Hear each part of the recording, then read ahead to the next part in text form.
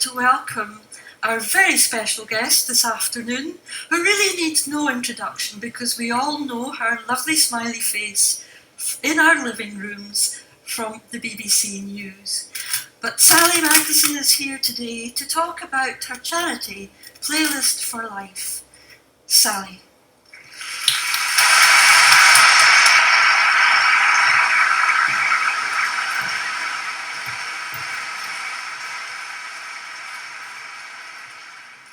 Hello everybody, it's lovely to be here. I've been slightly accident prone today. We got stuck on the Friarton Bridge forever. Probably some of you had the same experience trying to get here. And then I managed to keep you all waiting in the book queue by gabbing too much to people, so apologies for that. Then I arrived late on the platform and then I knocked over my water. Is there anything else that can go wrong today? I wonder. But no, it is wonderful, really, truly wonderful to be with you today. I've never been a member of the Guild. I must lay my cards on the table there. But for many years of my life, I did live with the Guild. My mother, Mimi Baird, as some of you will know, was asked to write the history of the Women's Guild in time for its centenary in 1987. And she had a lovely time. She was a member of the Guild in Balderrick Church, and she had a lovely time dotting around the country, researching and then speaking about her book afterwards. And that book, Out of Silence, which a number of people today told me that they had signed by her many years ago, that book is a lovely example, I often think, of her journalistic skill. And I was looking at it the other day just to remind myself, and there's so much of her in that book. She always went for the human story. Here, for instance, is the way that she started the first chapter of Out of Silence. The little boy sitting at the end of one of the benches in the crowded schoolroom in the village of Womfrey was barely 2 years old.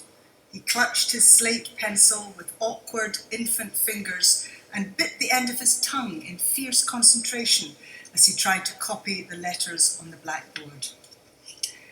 This was Archie Charteris, son of the schoolmaster of Womfrey in Dumfriesshire, who in 1887 would go on to found the largest organisation of women in Scotland, the Women's Guild, an organisation which, as my mother wrote, lifted women out of centuries of silence and subservience into glorious vocal action, long before women's suffrage was dreamt of.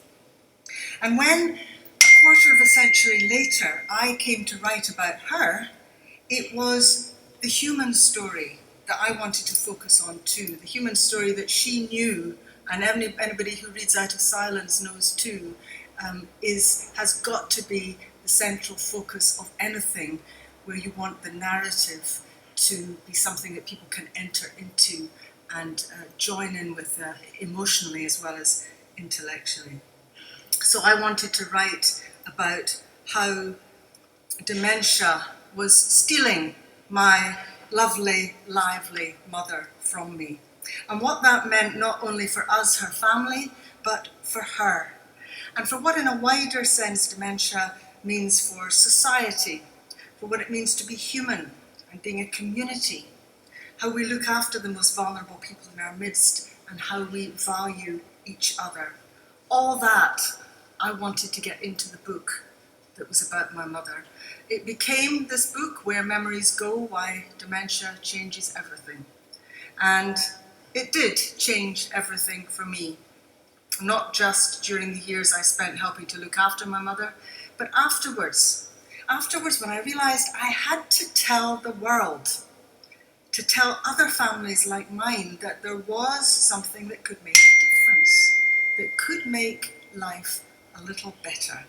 And that thing was music, and it led to the founding of the charity Playlist for Life, which I'm going to tell you a little bit about today. Now, see if this works. Click, there it goes. This is my mother. Many of you will recognise her from a younger stage probably than she was by this stage, which she was fairly well on in the dementia journey. Some of you will know that she was a former journalist and writer, a hands-on mother of 5, feisty, daring, smart, funny, someone who made a later career, as many of you will know, of public speaking, a bit of a show-off. She was, in the best possible way. Dementia changed her, but she remained, and I came to believe this very strongly, she remained uniquely herself to the end of her life.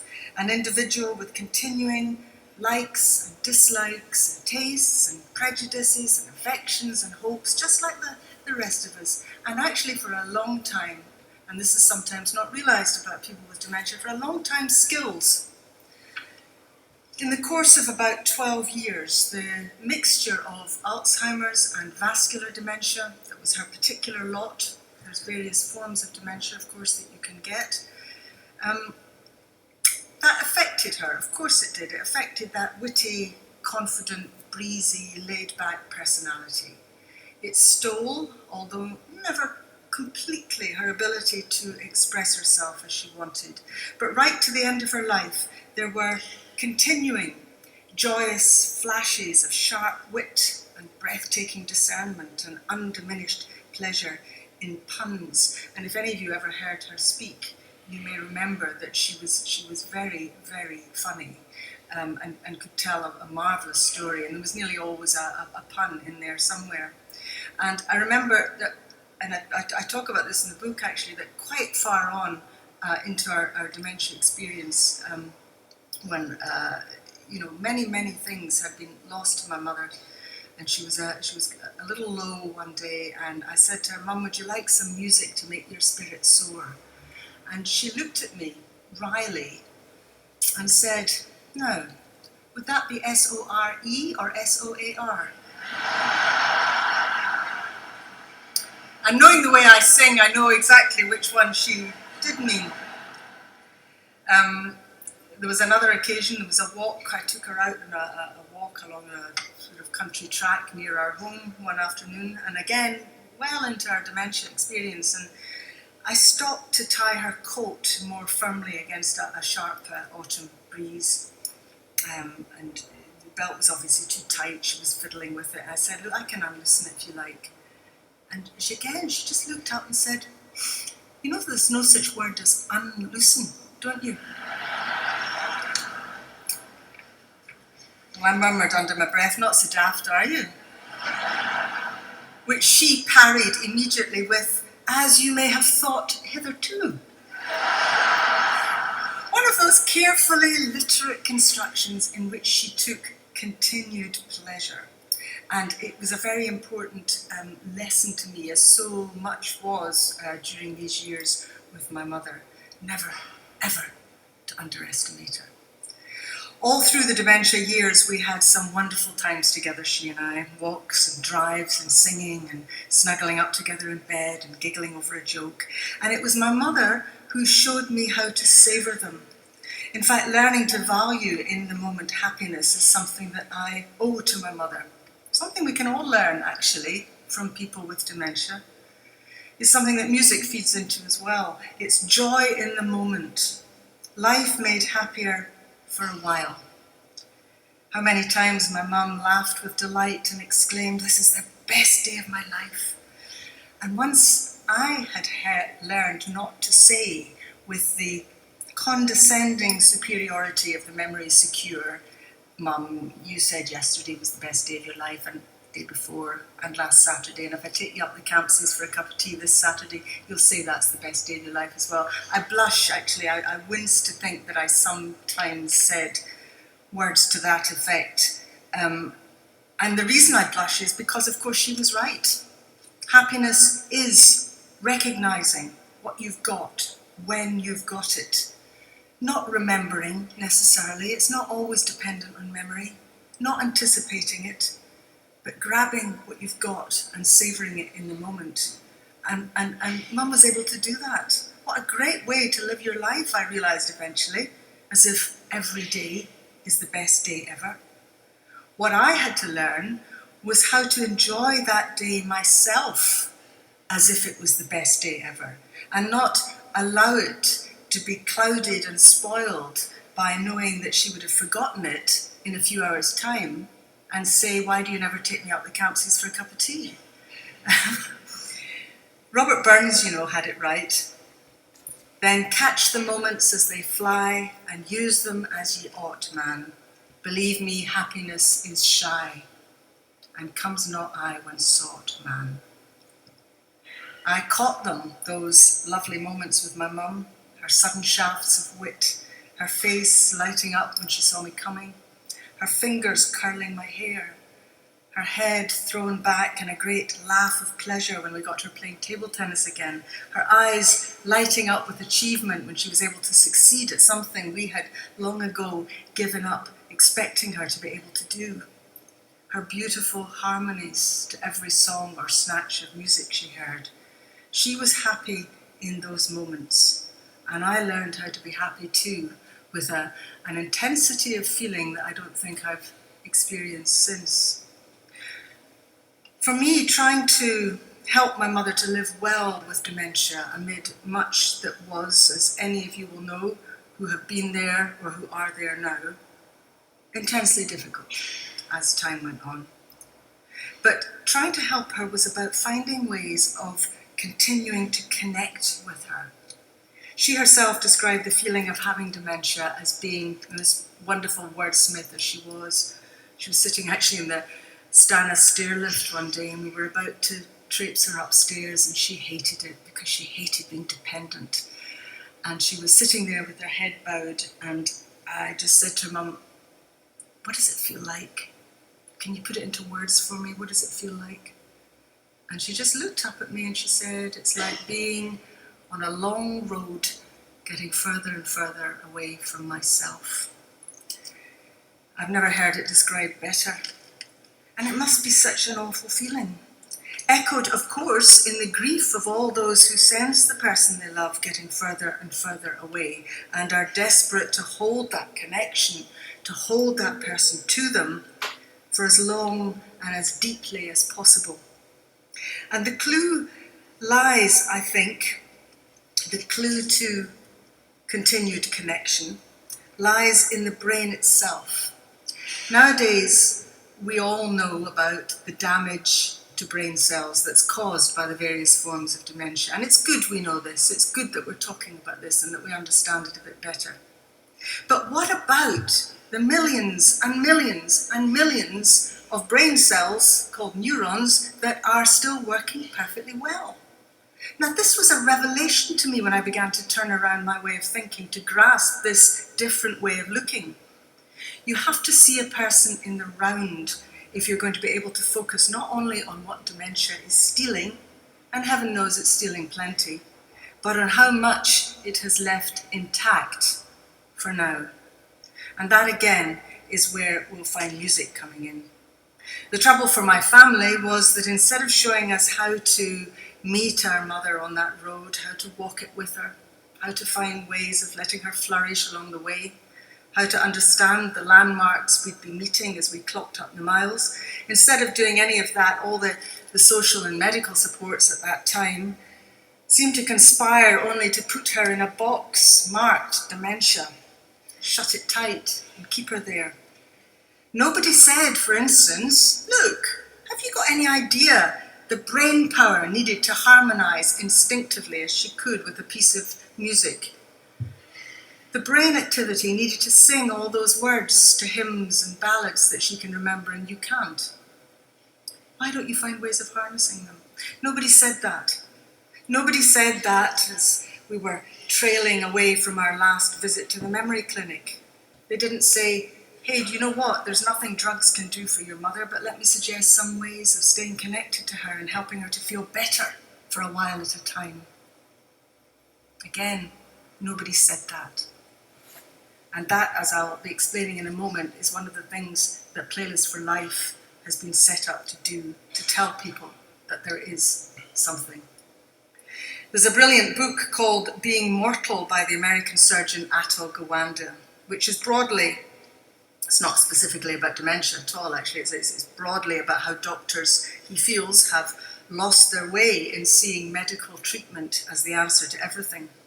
Gawande concludes his book with this uncompromising statement: We have been wrong about what our job is in medicine. We think our job is to ensure health and survival, but really it's larger than that. It's to enable well-being.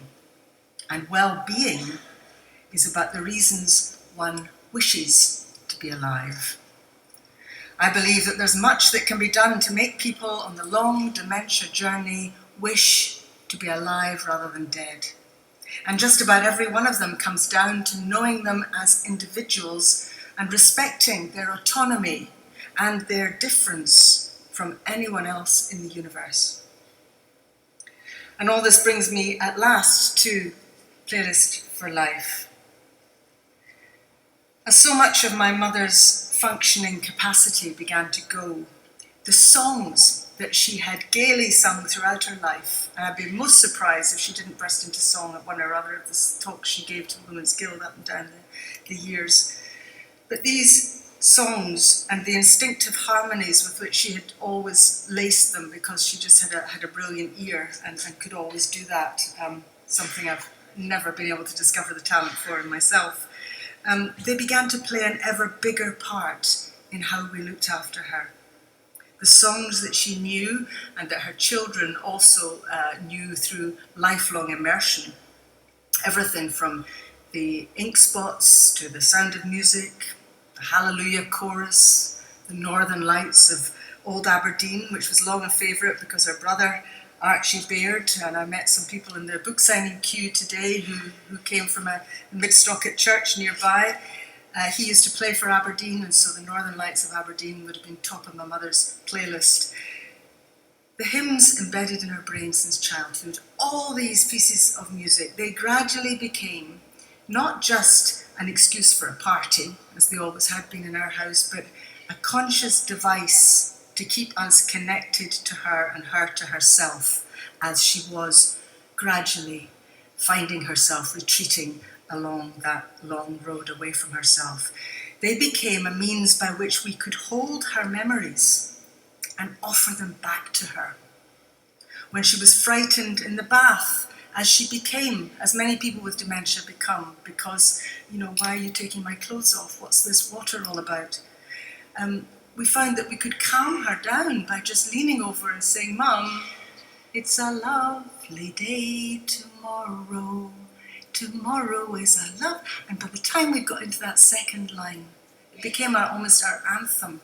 She had calmed down, she had started to listen to what we're singing, she had then started to sing along herself. And by the time that she had sung to the end of the first one, she'd forgotten that she was afraid of being in the bath, and she's going, "Well, this water's nice." It was miraculous. I think I describe it in the book as being like switching on a light. Just switching on a light, which actually neurologically, you will discover neurologically that's what listening to music is. It is switching on a light in the brain. And that light then sheds light on other activity that then becomes an awful lot easier. When she was downhearted and depressed, nothing produced a smile like "You cannae shove your granny out of a bus." Some of the trickiest toileting moments could be eased by a swift elision into how do you solve a problem like Maria. Tell you the uses for Sound of Music, you wouldn't believe. And when she lay frail and almost motionless in her final weeks, she could still whisper a husky correction to the words of some ragged ditty that her children were attempting to sing to her. Singing gave her the ability to produce words in the right order again, which for a writer and a wordsmith like my mother, you imagine what that's like. It made her feel exquisitely good. Singing allowed her harmonies to fill the room with pleasure for other people. And that is so important too. With somebody with dementia, to be able to give pleasure to others and not always be sitting there having people trying to think of ways of giving pleasure to you. Singing seemed to bypass the damaged parts of her brain and made her feel for those few moments that we were singing, and gradually we realised for quite a while afterwards the effect lasted, made her feel herself again. Through music, I learned that my mother remained capable of both returning unexpectedly and of being almost summoned back from this long road on which she felt she was losing herself. That even when far off, she could hail us from afar to shout, "Here I am, here I am. You thought you'd lost me, but here I am, back for a while." That even in the darkest hollows near the very end of that road, it was sometimes possible to switch on a light. Now, there are other ways of switching on the light, I know that, and we should look at them all. But the agent in her case, long after photos or video screens or reminiscence talk had stopped getting through, the agent was music. Her own music, personal to her life, the music that made her feel safe in a world that had become literally unrecognisable and among people she could no longer quite place. Right to the end of her life, it seemed to bring her alive. After my mother died in April 2012, I was haunted by the sense that we had been onto something here, that it wasn't just a little local effect that we were happy enough to enjoy because she liked singing, but something that had more universal significance and universal application. And I puzzled about it for a long time. I did a lot of research and I discovered that music scientifically had enormous benefits. So I was clearly going along the right lines, but how would it work in families where music wasn't naturally ingrained? How would it work in care homes where visiting musicians, for instance, often bring communal pleasure and wonderful communal pleasure to a dreary afternoon, but they can't possibly be on hand when the bath taps turn on, or when you want to encourage someone to eat who doesn't want to eat, or amid the bleak agitations of the night? How would it work in a hospital where nurses are far too busy to go shoving anyone's granny off a bus? How do you ever scale this idea up, in other words? And that's when I decided to start the charity Playlist for Life, to encourage the use of personal music on iPods. Now, it doesn't need to be iPods, but that was the scaling up sort of key that I discovered really through a charity that was doing something similar in America. Scaling up, singing rather the well-kent songs together, but also scaling up through the use of any sort of digital device that allows you to put the music onto something and then to offer it any time of the day or night. Showing families and care staff how to get to know a person better by finding out the music that had formed the soundtrack to that person's life. Because you cannot allow somebody to sit in the corner of a busy care home, slumped in silence, and still produce the playlist that is individual to that person. To make an individual playlist, you have to engage with that person, or at the very least engage with the person's family or people who know her, or you have to, if you can't do any of that, you have to sit down with that person and try different sorts of music with that person that perhaps belonged to an era that she might or he might have enjoyed the music from. Whatever way you do it, it personalises that individual, and you understand who that person is so much better by the time you've been through that process. And anything can do as a soundtrack to a person's life. It doesn't need to be a Beethoven symphony, or, it can be TV theme tunes, it can be adverts, it can be a Christmas carol in July. Anything you can use as triggers to memory and familiarity. Now, the first thing that we did was to ask a blameless care home in Renfrew if we could work with a few of their families. And we started with Margaret and Harry O'Donnell. And I'd like to show, this is just a very quick video which shows you what happens when you make a playlist for somebody who is far, far out of it with dementia. Roll VT. I am so enthusiastic about it. I think it's fabulous. Being able to see people connecting again, being able to see the person with dementia obviously focusing on their family member again. Just to see him become the person he is that you can see today, it's just amazing. And this is a remarkable change in the man that I first met around 6 months ago.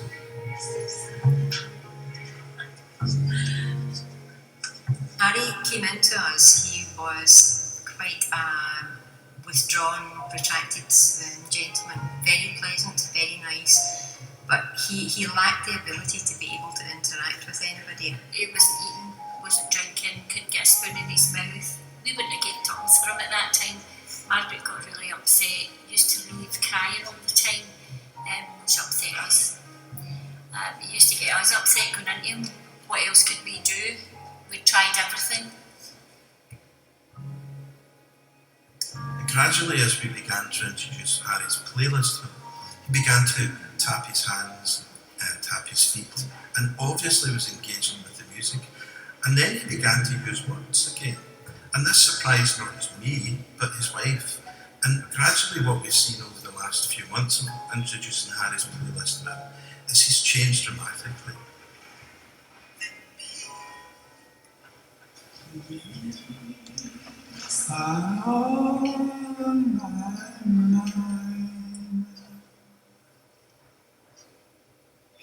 now we've come to the end. To me, it has made a big difference. He was regressed, he was right back, and I just thought he was gone, absolutely gone from me. But not now. He's back, and he's loud, and he wants to talk, and he wants to take part. It's just amazing. It is amazing because he was very unresponsive for a long time when we first had him here, and we tried a lot of different things to bring him into the conversation, and it was still non-reactive. And just lately, because of the music, certainly because of the music, he has become the person he was before. This is what Harry and I used to dance to when we met. We used to dance to this one when we met, didn't we? In the singles club. Oh, aye. We used to sing this, didn't we? I see. That's right. And that's when I fell for you, wasn't it? That's It's been wonderful to watch the transformation from Harry from being somebody with a really severe dementia. He still has a severe dementia, but the fact that he can now interact with his wife when the music is on, he sings along very unprompted, doesn't really need a lot of encouragement to do it, and he's got a smile that would break hearts. It's absolutely amazing. Tell me this, can you be sure that the kind of transformation that you're describing is actually down to the personal playlist for life that was introduced to her? Without a doubt, without a shadow of a doubt, because it's very specific music for him. Now, before we could possibly have looked at some of the medication that Harry would have been on to brighten him up a little bit and maybe try to get him to interact a bit more, it's so much better than a chemical intervention. This doesn't cost anything to do, and we've got Harry back for nothing. nice. Sweetheart, lady. When he hears that, he knows that there's been something in his past it's related to, you know, and well, if it wasn't, he wouldn't be able to sing them, you know. Oh, that's true. It is a very moving thing to see sometimes, and I must confess to have had a tear often in my eye when I've seen two people who have probably not connected greatly for a number of months or even years, but to see them actually looking at each other, and I mean really looking at each other, that making a connection with each other, and that's been very moving. Yeah. You mean your Yeah. We all have a playlist of our life. We've all had music that has been meaningful to us. So if we can help people to find that playlist and to be able to use that playlist in a way that enables them to connect with those memories and connect with their loved ones again, it's available to everybody. We could all do this.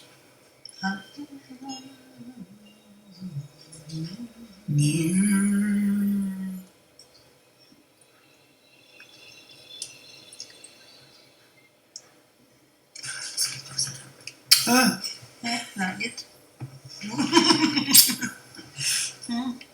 How's that?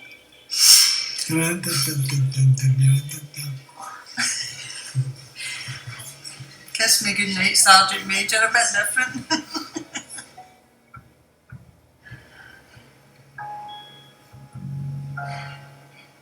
Well, isn't it marvellous? Isn't it marvellous what you saw there? That improvement continued, you know, with Harry. Every time one of us went back to see him, he just died a few months ago. He was attempting bigger conversations, he was correcting information at one point, he was staying involved, and the improvement led in its turn to better eating and better drinking, and thus it became a virtuous circle. And so even as the symptoms of his dementia increased, much about his condition actually improved. It was quite an astonishing thing. Now that's only one story, and it's different, of course, for different people, but it was a tremendously encouraging thing that the very first couple we worked with should have had this effect. Now since then we've been training health and social care staff in residential homes and hospitals up and down the country. Crossreach, the Church of Scotland's Crossreach, was one of the very first to see the possibilities in this and to embrace it, and we pay tribute to them for that, because others have come along since, but Crossreach was among the very first. The Care Inspectorate, who are the inspection body for the care homes, came out just a couple of weeks ago and announced publicly that every care home, in their view, should be doing Playlists for Life to improve the quality of life for residents. We've developed tools and guidance for families doing this at home, including an informative website, a free DVD which is available on application if anybody would like one to give them some ideas about how to do it at home. Just apply through the website. A Get Started leaflet which we had at the bookstall there, and I think you may have found on your seats, which has got a guidance, a sort of wall chart that helps you to do the detective work to find the best playlist. We're also developing an app, which we're refining now and polishing before we make it publicly available, but it's currently being used to conduct research on the Nesta Dementia Citizens platform. We've encouraged evaluation of Playlists for Life wherever it's being implemented, and I should pay tribute here to Jude Scott up in Grampian, NHS Aberdeen. Her mother is here today, and I want you all to know the amazing work that Jude Scott and our other volunteers, Hilary Pepia is another person here who's going to be doing training for us. We are collecting people from all over the country, and they are taking Playlists for Life forward. We are starting a revolution, and we're just so excited about it, and we hope that the Guild is going to join us in this revolution. Just a couple more slides to show you very quickly. That's the evaluation, what it's being shown. It's early days for evaluation so far, but they are beginning to come in, and you can see the sort of the sort of area in which the benefits are showing themselves. There's the benefits for people with dementia. Increased communication, connection, improved nutritional intake, promotes continence, all these things that are coming from somebody listening to music and getting both the neurological and the emotional benefits of that, and of connection with the people that they love or the people that are looking after them. Decreased use of drugs, decreased agitation, decreased associated injuries such as falls, elevated mood. These are all incredibly important. We need more evaluations until we can actually present these findings in a sort of fully considered way, but these are initial indications and they are very strong. These are the benefits for families, helps families to recover, maintain and share relationships with an individual, decreases carer stress at home, provides a bit of respite, increases the perceived ability of families to care for the person. This is what the families are reporting to us, and if you're in a care home, the person you love's in a care home, it gives you, as you saw with Margaret there, a positive structure and a focus for visits. Margaret would start going in, she would sit down, she would get out the iPod, she would get out the headphones and the little splitter cable, and she'd say, now Harry, come on, let's see what we're going to listen to now. It gave her something to do. And these are a number of benefits coming in for the staff of care homes and hospitals. And I won't go through them all there, but it's interesting that once again we're seeing signs that it could initiate a broader culture change in care homes and hospitals, which everybody recognises is important, but how you do that is the key question, and Playlists for Life is proving to be a tool that can do that. We're funding a PhD at Glasgow Caledonian University, which is looking at that. And this is just a brief diagram that shows how the integration tool works. So the person with dementia has a playlist and wants to use it, and therefore the professional working with that person is able to use that with them. But if it starts out with the professional can tell the person with dementia about it, help them to get it done, and so on. I have one more slide that I'll show you in a moment, but I just want to say that I'm not trying to pretend here that Playlists for Life is a panacea. Of course it's not, and dementia remains an intractable and a very, very difficult condition. But it can, and as these early interventions, evaluations rather show, it does help make life a bit better for people, as it did with my mother. And you know, it's what the families of people with dementia, and many of you will know this, are crying out for. Just something to make the people they love feel a bit better. Drugs can't do it. You know, there's stories in the papers every day about drugs that are sort of almost on the horizon, but even the best of them won't be around for years yet. We don't have the drugs. But human connection can. And music gives that human engagement a focus. It's a tool for the carer, it's a neurological and emotional boost for the person being cared for. It's not everything, but it can help. It can bring moments of happiness and flashes of joy, a structure to visits, a means of whiling away long hours, a way to bring people back and together. And we would love it if you, the women of the Guild, this great organisation that Archie Charteris founded 129 years ago for pioneering social engagement, if you could help us. And so we've taken the liberty of preparing a slide which gives some of the ways in which you might be able to help. So spread the word, tell your friends. Playlists for Life isn't rocket science, it's simply using something that we all have already, the soundtrack of our own lives, to help us if we develop dementia. Just being aware that it can be a powerful tool is often enough to get people started and to transform life. So tell people, get a supply of leaflets to make available at the church, and spread the word. To help you to do that, we've got a team of voluntary speakers who would be delighted to come and speak at Guild meetings up and down the country, wherever you are. Just get in touch via our website, where there's an email address, and we'll arrange one. It won't be me, I'm afraid, but I can guarantee you a good talk. We've got an excellent team of speakers. Or get the guides, the BB involved, working with older members of the congregation to create playlists. Don't be put off by the fact that there's technology involved in here. You know, this is intergenerational work. Grab some young people, get them to do the downloading and the uploading and the whatever it might be. You know, they will do it. You get the benefit of it at the other end, which is just about pressing a button.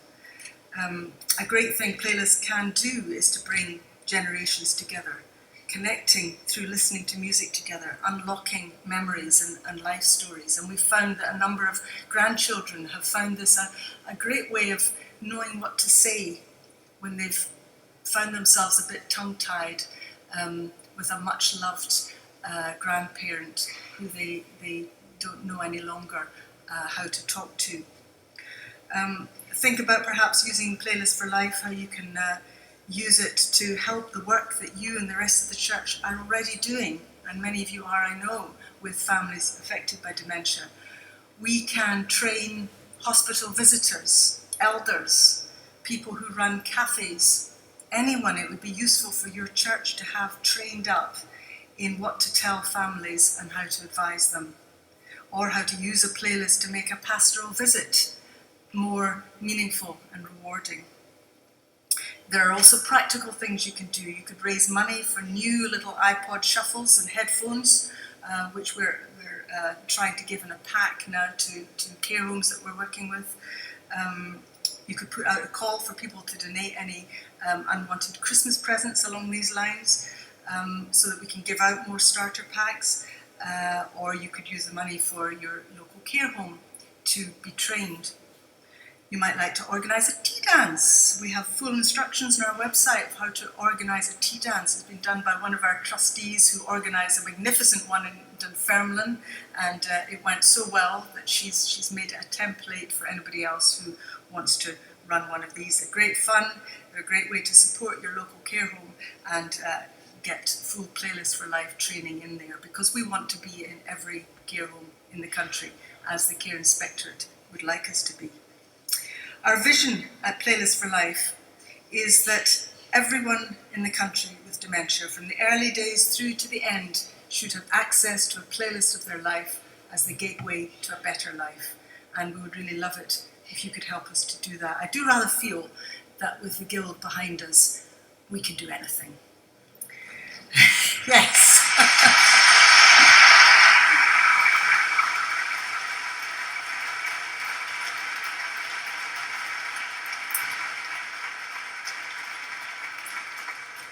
An illustration of why it's powerful, do think that when you're singing this next hymn, do think about where it takes you.